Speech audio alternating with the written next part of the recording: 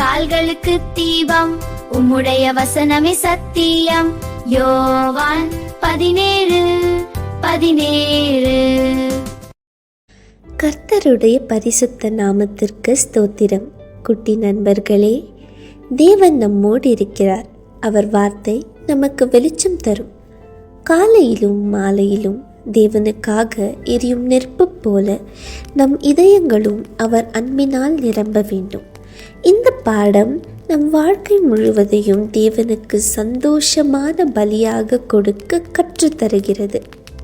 Aaron அபிஷேகம் பண்ணப்படும் நாளில் அவனும் அவன் குமாரரும் கர்த்தருக்கு செலுத்த வேண்டிய படைப்பு என்னவென்றால், ஒரு அளவான மெல்லிய மாவில் 10 பங்கை காலையில் பாதியும் மாலையில் பாதியும் நித்திய போஜன பலியாக செலுத்த கடவர்கள்.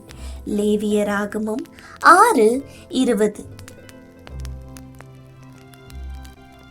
கர்த்தர் மோசேயின் மூலமாக ஆரோனுக்கு ஒரு சிறப்பான கட்டளை கொடுத்தார். ஆரோன் தலைமை ஆசாரியர். ஒவ்வொரு நாளும் காலையிலும் மாலையிலும் தவறாமல் கர்த்தருக்கு ஒரு பலி கொண்டு வர வேண்டும். இந்த பலி தினந்தோறும் நடக்க வேண்டும். இந்த பலி மிகவும் சிறந்த மாவு கொண்டு செய்யப்பட்டது. அந்த மாவில் எண்ணெய் கலந்தது. அதை தட்டில் சுட செய்து தட்டை ரொட்டிகளாக்கி செய்தார்கள். மிகவும் கவனமாக தயார் செய்து முழுமையாக கர்த்தருக்கு கொடுத்தார்கள். அந்த மாவு 12 துண்டுகளாக செய்யப்பட்டது. 6 துண்டுகள் காலையில் கொடுக்கப்பட்டது,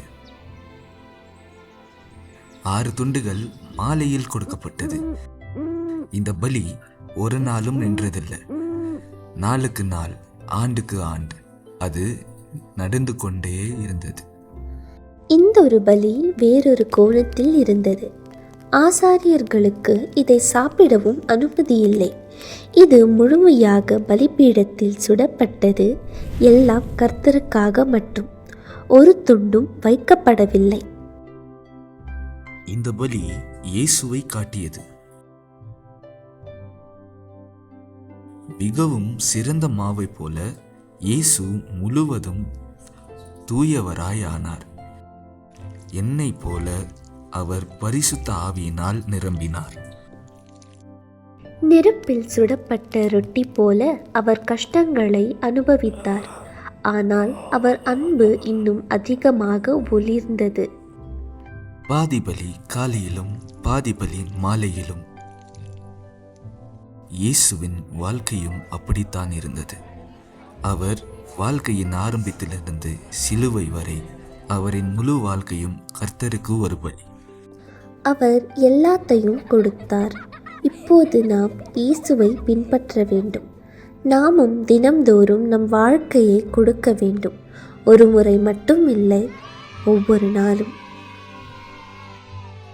அன்பு செயல்கள், கீழ்ப்படிதல், பாசம் இவை மூலமாக மாவு நல்ல அரைக்கப்பட்டு செய்யப்படுகின்றது. பொன் நெருப்பில் சோதிக்கப்படுகின்றது.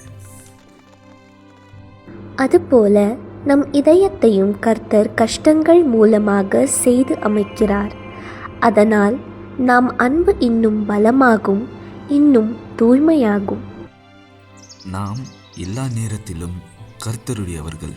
சில நாள்கள் மட்டுமில்லை, சில இடங்கள் மட்டுமில்லை. காலையிலும் மாலையிலும் ஒவ்வொரு நாளும் நம் வாழ்க்கை கர்த்தருக்கு ஒரு பலியாகலாம். நம் வாழ்க்கையில் சில பகுதிகள் கர்த்தருக்காக மட்டும் கொடுக்கணும். புகழுக்காக இல்லை, கவனத்திற்காக இல்லை, அவரை நேசிப்பதற்காக மட்டும். பலிபீடத்தின் மேல் இருந்த பலி போல முழுமையாக கொடுக்கப்பட வேண்டும். நம் கர்த்தருக்காக கஷ்டத்தில் எரியவில்லை, அன்பில் எரிகிறோம். நம் அன்பு, நம் சேவை, நம் விசுவாசம் இவையெல்லாம் கர்த்தர் முன்னால் இனிப்பான வாசனையாக எழும்பணும். இயேசு முன்னாடி நடந்தார். இப்பொழுது நாம் அவரை பின்பற்றுகிறோம். காலையிலும் மாலையிலும் நாள்தோறும் நாம் இருள் நிறைந்த உலகத்தில் ஒளியாக வாழ்வோம், அவரை சந்திக்கும் நாள் வரை.